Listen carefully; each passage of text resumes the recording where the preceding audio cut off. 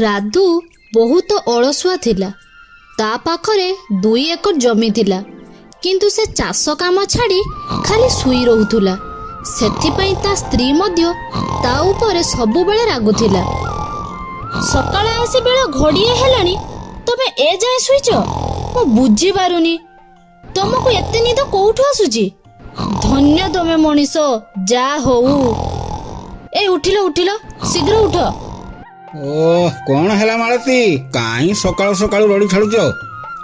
କଣ ଆଉ ଅଭାବ ରଖିଲି ଯେ ତମେ ମତେ ଶାନ୍ତିରେ ଟିକେ ଶୁଆଇ ଦବ? ହଁ ହଁ, ସତେ ଯେମିତି ମୋର ସବୁ ଅଭାବ ପୂରଣ ହୋଇଯାଇଛି। ଘରେ ଦେଖିଲା ବେଳକୁ ଖାଇବାକୁ ନାହିଁ, କିନ୍ତୁ ୟାଙ୍କର କଥା ବଡ ବଡ ଗଲାଣି। ଦେଖ ଦେଖ, ପୁଣି ମୋ ଆଗରେ ରାଗିବା କାମ କରୁଛ। ମୁଁ ଯେଉଁ ସବୁ କଥା କହୁଛି ମୁଣ୍ଡରେ କିଛି ପଶୁଛି ନା? ଗାଁର ସମସ୍ତେ କିଛି ନା କିଛି କାମ କରୁଛନ୍ତି, ହେଲେ ତମେ କଣ କରୁଛ? ଖାଲି ଶୋଇ ରହିଛ। ଏବେ ତୁମର କଥା ସରିଲା, ଯାଅ ମୁଁ ଟିକେ ଶୁଏ। ନାଇଁ, ଏବେ ଉଠ ଆଉ କୁଦାଳ ନେଇ ଜମିକୁ ଯାଅ। ଆଜି ଯେମିତି ସବୁ ଜମି ହଳ କରି ଆସିବ, ନହେଲେ ଆଜି ତୁମର ଖିଆ ପିଆ ବନ୍ଦ।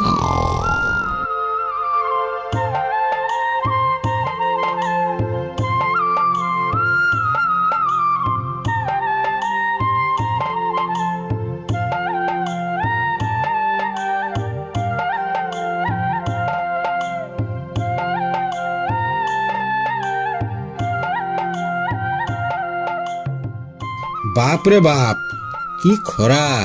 ସେଥିରେ ପୁଣି ଏତେ ଜମି ହଳ କରିବାର ଅଛି। ଏ କଥା ଭାବିଲା ବେଳକୁ ମତେ ଆହୁରି ନିଦ ଲାଗୁଛି। କଣ କରିବି? ନା, ଯାଏ ଟିକେ ଶୋଇଯାଏ, ନିଦ ଶାନ୍ତି ହେଉ, ତାପରେ ଯାହା କାମ।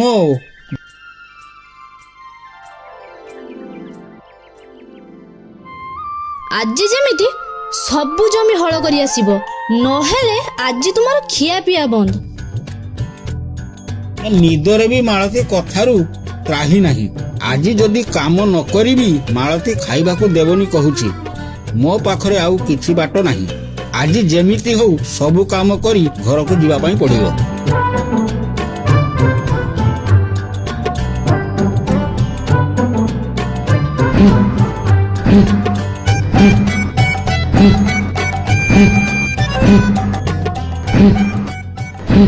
ଓହୋ, କି ଖରା! ଦେହରୁ ଝାଳ ବୋହି ଯାଉଛି। ଓଃ, ଯାଏ ଟିକେ ପାଣି ପିଇ ଆସେ।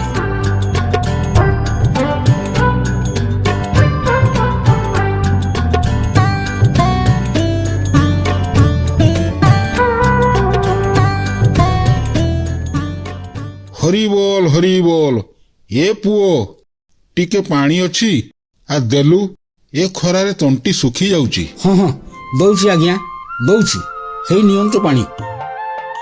ପୁଅ, ମତେ ଭୋକ ବି ଲାଗିଛି, କିଛି ତ ପାଖରେ ଖାଇବା ଅଛି ତ ଦେ। ଖାଇବା? ଏ ଖାଇବା ତ ମୋ ପାଖରେ ନାହିଁ, ମୁଁ ଏବେ କୋଉଠୁ ଆଣିବି? ଓହୋ, ତାହେଲେ ତୁ ବି କିଛି ଖାଇନୁ, ଭୋକରେ ଅଛୁ? ହଁ, ମୁଁ ବି ଆଜି କିଛି ଖାଇନାହିଁ। ମୋ ସ୍ତ୍ରୀ ମତେ ଆଜି ଖାଇବାକୁ ବି ଦେଉନି। କଣ ପାଇଁ ପୁଅ, ତୋ ସ୍ତ୍ରୀ ଖାଇବାକୁ ଦେଇନି? ମୁଁ ଅଳସୁଆ ତ, ସବୁବେଳେ ମତେ ନିଦ ଲାଗେ, ମୁଁ ଶୋଇଯାଏ। ସେଥିପାଇଁ ମତେ ଚାଷ କରିବାକୁ ଇଚ୍ଛା ହୁଏ ନାହିଁ। ମୁଁ କଣ କରିବି ବାବା? ଠିକ ଅଛି ପୁଅ, ତାହେଲେ ତୁମେ ଅନ୍ୟ କିଛି କାମ କର। କଣ କରିବି ମୁଁ? ମତେ କିଛି କାମ କରିବାକୁ ଭଲ ଲାଗୁନି। ମୁଁ ତ ଆଜି ଅଳ୍ପ କିଛି କାମ କରିଛି, ତାପରେ ମତେ ଅଳସୁଆ ଲାଗୁଛି, ନିଦ ବି ଆସୁଛି। କେତେବେଳେ ଦିନ ସରିବାକୁ ଆସିଲାଣି ମୁଁ ଜାଣିପାରିଲିନି। ତୁମର ଦୁଃଖ ମୁଁ ବୁଝିପାରୁଛି। ତୁମର ଏସବୁ ଦୁଃଖ ଦୂର ହୋଇପାରିବ ଯଦି ତୁମେ ମୋର କଥା ମାନିବ। ତାହେଲେ ମୁଁ ତୁମକୁ କିଛି କହିବି। କଣ କଥା କୁହନ୍ତୁ ବାବା, ମୁଁ ମାନିବି। ଆଜି ଟିକେ କଷ୍ଟ କରି ତୁମର ସବୁ ଜମି ହଳ କରିଦିଅ, ତାପରେ ସେ ଜମି ଗୁଡ଼ିକରେ ଚାଷ କରି ଧାନ ଅମଳ କର। ଗୋଟିଏ ଜମିରୁ ଧାନ ଅମଳ ପରେ ଗୋଟିଏ ସୁନା ଧାନ ପାଇବୁ। ଏମିତି ସବୁ ଜମିରୁ ମିଶି 4ଟି ସୁନା ଧାନ ପାଇବୁ। ପୁଣି ଆଗକୁ ଆଉ ଜମି ଚାଷ କରିଲେ 4ଟି ସୁନା ଧାନ ବଦଳରେ 8ଟି ସୁନା ଧାନ ପାଇବୁ। ଧୀରେ ଧୀରେ ଏମିତି ଚାଷ କରି ଆଗକୁ ଅଧିକ ସୁନା ଧାନ ପାଇବୁ, ଆଉ ତୋର ଦରିଦ୍ରତା କମିଯିବ। ତୋର ସବୁ ଧାନ ସୁନା ହୋଇଯିବ ଓ ତୋର କିଛି ଅଭାବ ରହିବ ନାହିଁ। ତାହେଲେ ମତେ ଆଉ କେହି ଶୋଇବା ବେଳେ ମତେ ହଇରାଣ କରିବେନି କି ଉଠେଇବେନି।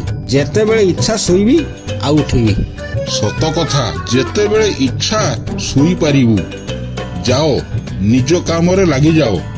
ହଉ ବାବା, ତାହେଲେ ମୁଁ ଏବେ ଯାଇ ତୁମ ବିଷୟରେ ମୋ ସ୍ତ୍ରୀ ମାଳତୀକି କହିଦେବି।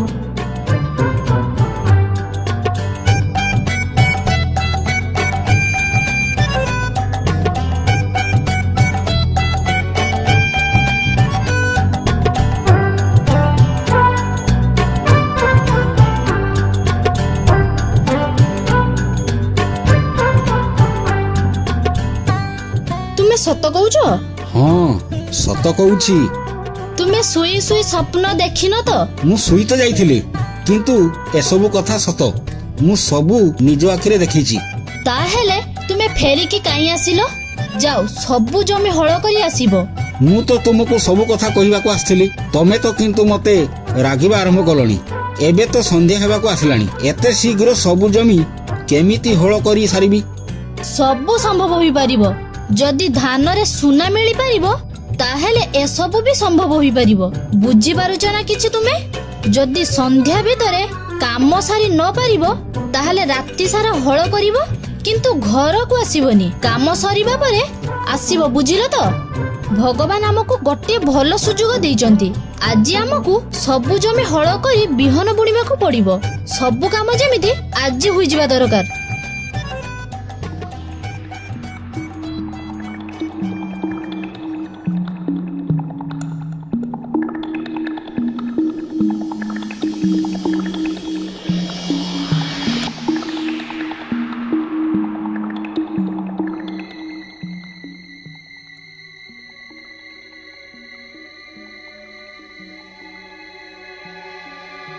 ଚାଲ, କାମ ଆରମ୍ଭ କର। ଠିଆ ହୋଇ ରହିଲ କାହିଁକି? ହେ ଭଗବାନ, ମତେ ତ ନିଦ ଆସିଲାଣି।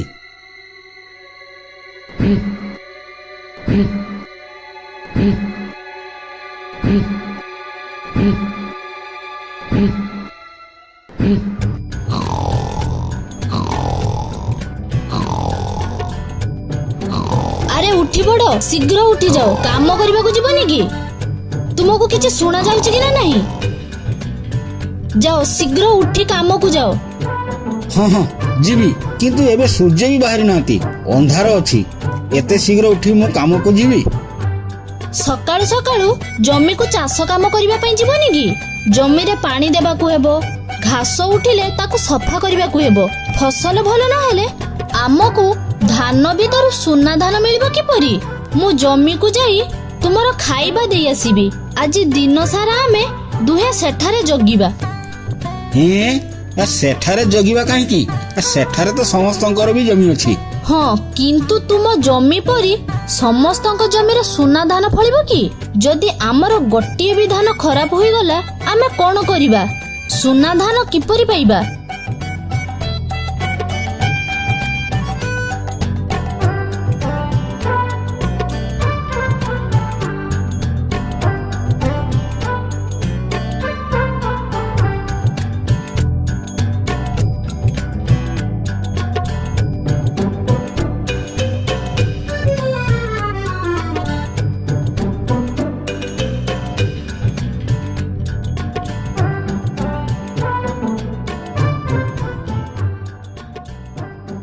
କିଛି ଦିନ ପରେ ରାଧୁ ଜମିରେ ଭଲ ଫସଲ ହେଲା।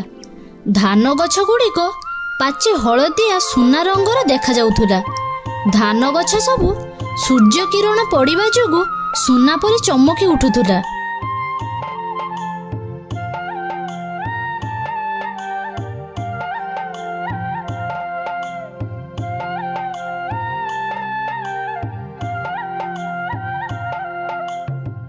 ଆହାହାହା, କେତେ ସୁନ୍ଦର ଦେଖାଯାଉଛି ଆମ କ୍ଷେତ। କେତେ ଭଲ ଲାଗୁଛି ଦେଖ। ମାଳତୀ, ଦେଖ ଏସବୁ କେମିତି ଚମକି ଉଠୁଛି। ଦେଖ, ପୁରା ସୁନା ପରି ଏମିତି ଲାଗୁଛି। ଆମର ସୁନାର ଜମି ଚାଷ ହୋଇଛି। ଏବେ ତ ବହୁତ କଠିନ କାମ ଆସିଲା। ଆରେ କି କଠିନ କାମ! ଏତେ ସବୁ ଧାନ ଭିତରୁ କେଉଁଟା ସୁନାର ଧାନ ଜାଣିବା କେମିତି କୁହ? ଚୁପ୍ ରୁହ, ଚୁପ୍। ଟିକେ ଧୀରେ ଧୀରେ କୁହ। କେହି ଯଦି ଶୁଣିଦିଏ ସେ ପୁଣି ଆମକୁ ସୁନା ଧାନ ମାଗିବ। ଆମେ ଧାନ କାଟିବା ଆଗରୁ ଆଉ କିଏ ଆମ ଧାନ କାଟି ନେଇ ପଳେଇବ। ହଉ ରୁହ, ମୁଁ ଯାଇ ଦେଖେ କୋଉ ଧାନରେ ସୁନା ଅଛି ଆଉ କୋଉ ଧାନରେ ସୁନା ନାହିଁ। ଆରେ ଆରେ ଆରେ, ଆମେ ଯଦି ଏମିତି ଧାନ ଖୋଜିବା ତାହେଲେ କଣ ଲୋକଙ୍କୁ ଜଣା ପଡିବନି? ତାଠୁ ଭଲ ହେବ ତମେ ସବୁ ଧାନ କାଟିଦିଅ, ଧାନ ସବୁ ଘରକୁ ନେଇଯିବା, ତାପରେ ଘରେ ଧାନରୁ ସୁନା ଧାନ ଖୋଜିବା। କିନ୍ତୁ ଏତେ ସବୁ ଧାନ କାଟିବାକୁ ତ ବହୁତ ସମୟ ଲାଗିବ। ମୁଁ ଏକା ଏତେ ସବୁ କାମ କରିପାରିବିନି। ଜଣେ ଦି ଜଣ ଲୋକଙ୍କୁ ଡାକି ଆଣେ। ତୁମ ବୁଦ୍ଧିରେ ଯଦି ଧାନ କାଟିବା ତାହେଲେ ସବୁ ସୁନା ଧାନ ଲୋକ ନେଇଯିବେ, ଆଉ ଆମେ ଜୀବନ ସାରା ସୁନା ପାଇବା ନାହିଁ। ଆମେ ଖାଲି ହାତରେ ବସି ଦେଖୁଥିବା, କିଛି କରିପାରିବା ନାହିଁ। ତେଣୁ ଆମେ ଦୁଇ ଜଣ ମିଶି ଏ କାମ କରିବା। ହଁ ହଁ ରେ ମାଳତୀ, ମୁଁ ତୁମ କଥା ବୁଝିପାରିଲି।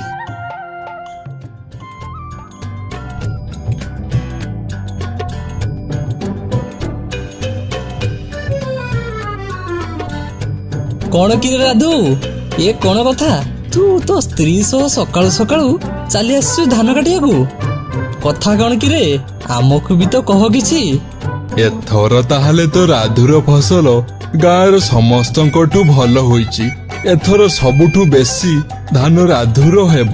ଏଥର ତ ରାଧୁ ବହୁତ ପରିଶ୍ରମ କରିଛି, ସେଥିପାଇଁ ପରା ଏତେ ଭଲ ଫସଲ ହେଇଛି। ହେଲେ ମୁଁ ବୁଝିପାରୁନି କିରେ ରାଧୁ ଏତେ ଶୀଘ୍ର କଣ ପାଇଁ ଫସଲ କାଟୁଛି? ଯଦି ଆଉ କିଛି ଦିନ ପରେ ଧାନ କାଟିବୁ ତାହେଲେ ବେଶୀ ଧାନ ମିଳିବ।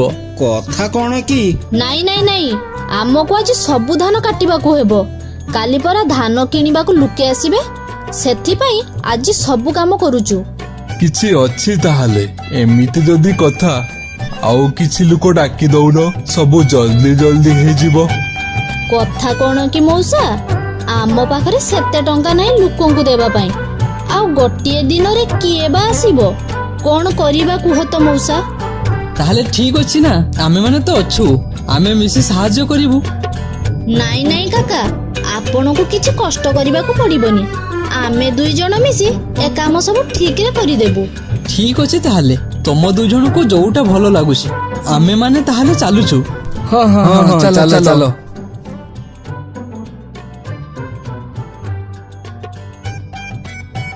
ଯା ହଉ ଏମାନେ ଚାଲିଗଲେ। ଚାଲ ଜଲ୍ଦି ଜଲ୍ଦି ସବୁ କାମ ସାରିବା। ଦେଖୁଛ ତ ସମସ୍ତେ କେମିତି ସୁନା ସୁନା କହୁଛନ୍ତି। ନାଇଁ ବାବା ନାଇଁ, ଆଜି ସବୁ କାମ ସାରିବାକୁ ପଡିବ। ଆରେ ଆରେ ଟିକେ ଶୁଣିଲ, କିଛି ସୁନା ତ ମିଳିଲାଣି। ତମେ ସବୁ ଧାନକୁ ଭଲରେ ଦେଖିଲ ତ? ହଁ ମୋ ଧର୍ମପତ୍ନୀ। ତାହେଲେ ଆମେ ଏବେ କଣ କରିବା? ଏତେ କଷ୍ଟ କଲେ କିନ୍ତୁ ସୁନା ଧାନ ଗୋଟେ ବି ମିଳିଲାନି। ଏସବୁ ଧାନକୁ ତ ଫୋପାଡି ପାରିବାନି, ବିକିବାକୁ ହେବ। ଗୋଟିଏ କାମ କର, କାହାକୁ ଡାକି ଏସବୁ ଧାନକୁ ବିକ୍ରି କରିଦିଅ। ତାହେଲେ ଠିକ ଅଛି, ମୁଁ ଯାଇ ଗୋଟେ ବେପାରୀକୁ ଡାକି ଆଣେ ଓ ସବୁ ଧାନ ବିକିଦବା।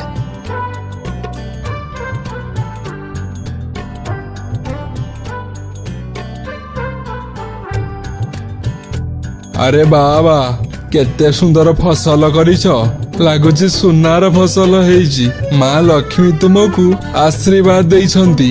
ବାବା, ଏ ଧାନ ସବୁ ଦେଖି ମୋ ମନ ଖୁସି ହେଇଯାଉଛି। ହଁ ହଁ, ତମେ ଠିକ କହୁଛ। ତାହେଲେ ରାଧୁ, ତମେ ତ ମତେ ଜାଣିଛ, ମୁଁ ଭଲ ଫସଲ ହେଲେ ଟଙ୍କା ଦେବାକୁ କୁଣ୍ଠାବୋଧ କରେ ନାହିଁ। ମୁଁ ଧାନର ସଠିକ ମୂଲ୍ୟ ଦେବି। ଆଗକୁ ତମେ ଯୋଉ ଚାଷ କରିବ ତା ପାଇଁ ମଧ୍ୟ ଏବେଠାରୁ ଟଙ୍କା ଦେଇ ଦଉଛି। ଧାନ ହେଲେ ପରେ ସେ ସବୁ ମତେ ଦବ, ଆଉ କାହାକୁ ନୁହଁ। କଣ ବୁଝିପାରିଲ ତ? ହଁ ହଁ, ମୁଁ ବୁଝିପାରିଲି। ଏମିତି ହିଁ ହବ। ହଁ ହଁ, ଠିକ କଥା।